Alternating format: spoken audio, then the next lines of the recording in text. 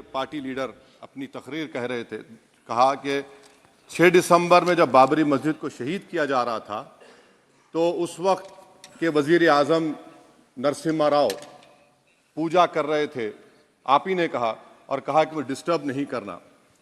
तो ये बड़ा अजीब मौका है कि बीजेपी की ताईदी पार्टी ये कह रही है कि नरसिम्हा राव ने कहा कि मुझे डिस्टर्ब मत करो, मैं पूजा कर रहा हूं, और जिसने रथ यात्रा निकाला, इन दोनों को मोदी सरकार ने इस मुल्क का सबसे बड़ा सिविलियन अवार्ड दे दिया, सबसे बड़ा सिविलियन अवार्ड दे दिया। तो ये बताता है कि इंसाफ जिंदा है या जुल्म को बरकरार रखा जा रहा है। तीसरी बात यह है कि सर, इस ऐवान में सियासी पार्टियां आएंगी, चले जाएंगी, आप आए, मैं आया, हम भी चले जाएंगे, मैं इस जमीन की गिजा बन जाऊंगा, ये ऐवान तो बाकी रहेगा। मगर सर, मैं ताजुब कर रहा हूं कि लोकसभा मुख्तलिफ आवाजों में कैसे बोल सकता है। लोकसभा तो एक ही आवाज में बोलना चाहिए, और लोकसभा भी भारत के संविधान आइन के बेसिक स्ट्रक्चर का ताबे है। और सर, ये इसलिए कह रहा हूं कि 16 दिसंबर को ये ले कर देता हूं, 16 दिसंबर 1992 को इसी लोकसभा ने एक रेजोल्यूशन पास किया था। आप इजाजत दीजिए तो मैं पढ़ता हूं सर। दिस हाउस, अच्छा, ये गुलाम नबी उस वक्त के मिनिस्टर थे, आज नहीं है, उनका नाम नहीं लेना चाह रहा था। This house strongly and unequivocally condemns the desecration and demolition of the Babri Masjid at Ayodhya by and at the instigation of forces represented among others by VHP, RSS and the Bajrang Dal, which has caused communal violence in the country. Such act of vandalism was carried out not only in violation of order of Supreme Court, but amounted to an attack on the secular foundations of our country. This House expresses anguish at the happenings and wishes to reiterate its resolve that it will ceaselessly endeavor to uphold the secular and democratic traditions of our country and for the maintenance of rule of law. और एक paragraph है, नहीं पढ़ूंगा। मैं ताजुब कर रहा हूं कि जब इस ऐवान ने एक रेजोल्यूशन पास किया तो हुकूमत आएगी जाएगी, और हुकूमत, ये मोदी हुकूमत जश्न मना रही है जो 6 दिसंबर को हुआ। तो ये एक बात है सर। चौथी बात यह है कि सर, नहीं, 6 दिसंबर के ऊपर कोई जश्न नहीं है।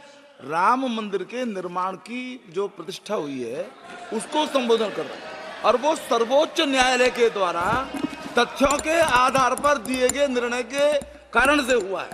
सर्वोच्च न्यायालय का निर्णय है, तो तथ्यों के आधार पर निर्णय है। वो विषय आपने बोल दिया, ठीक है, ओके। परंतु जो मंदिर का निर्माण है वो नियमानुसार सर्वोच्च न्यायालय के निर्णय से तथ्यों को देख करके। और एक सेकंड, आप इस्लाम के बहुत जानकार हैं, विद्वान हैं वैसे भी अब कानून के। यदि किसी अन्य धर्म के स्थान पर मस्जिद बनाई जाए तो शायद उसको मान्य नहीं किया जाता। अभी एएसआई ने, सुप्रीम कोर्ट ने स्वीकार किया है कि वहां पर राम मंदिर था। तो इस विषय केवल यह है कि वहां पर राम मंदिर ठीक बना कि नहीं बना, वो विषय हो गया। तो कृपया इस पर यदि आप कुछ बोले तो बोले प्लीज। सर, मैं आपको गलत साबित कर दूंगा सर भी। और मैंने रुक तो जाइए बड़ी इज्जत के साथ सर, मैं आपकी बड़ी इज्जत करता हूं सर। आपको मैं कोट कर रहा हूं सुप्रीम कोर्ट का जजमेंट, पैराग्राफ 1222 रोमन 17, उसमें लिखा गया है, the destruction of the mosque took place in breach of the order status को and the assurance given to this court, the destruction of the mosque and obliteration of Islamic structure was an egregious violation of the rule of law. Egregious का मतलब जो छोटी मोटी अंग्रेजी में आती है, वो क्रिमिनल एक्ट कहा। और सर, आपने कहा था कि वहां पर मंदिर को तोड़कर बनाया गया। सर, मैं आपके सामने ये तमाम चीजें लेकर दूंगा, सुप्रीम कोर्ट के जजमेंट के पैराग्राफ्स हैं जिसमें सुप्रीम कोर्ट ने एएसआई की रिपोर्ट को नकारा। उन्होंने कहा कि मंदिर को तोड़कर मस्जिद नहीं बनाई गई थी। सुप्रीम कोर्ट ने कहा, सुप्रीम कोर्ट ने कहा। अब और मैं रख दूंगा, आप पढ़ लीजिए। अच्छा सर, मैं अपनी तकरीर पर आ जाता हूं सर। तो मैं अपनी बात कर देता हूं सर। तो मैं ये पूछना चाह रहा हूं कि क्या मोदी सरकार एक समुदाय, एक मजहब की सरकार है या पूरे देश के मजाहिब को मानने वालों की सरकार है? जिसको नहीं मानते उनकी सरकार है? हमको बता दीजिए। क्या मोदी सरकार सिर्फ एक फिक्र और नजरिया हिंदुत्व की सरकार है? क्या इस देश का, इस गवर्नमेंट ऑफ इंडिया का कोई मजहब है? इस वतन अजीज सबके मजहब को मानता है। सर, मेरा मानना है कि इस देश का कोई मजहब नहीं है। क्या ये सरकार 22 जनवरी का पैगाम देकर ये बताना चाहती है कि एक मजहब को दूसरे मजहब के मानने वालों पर गलबा और कामयाबी मिली? क्या आइन इसकी इजाजत देता है? क्या ये पैगाम आप जब ऐवान से दे रहे हैं तो 17 करोड़ मुसलमानों को आप क्या पैगाम दे रहे हैं? ये मैं आप पर छोड़ता हूं।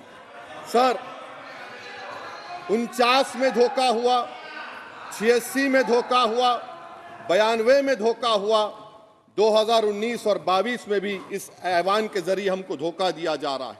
और अफसोस के साथ कहना पड़ता है सर कि मुस्लिम अक़लियत को हमेशा यह कहा गया कि तुमको भारत के शहरी बरकरार रहने के लिए एक बहुत बड़ी कीमत तुमको चुकानी पड़ेगी, और हम पर इल्जाम लगा दिया गया। सर, क्या मैं बाबर का स्पोक्स पर्सन हूं? क्या मैं जिना का स्पोक्स पर्सन हूं?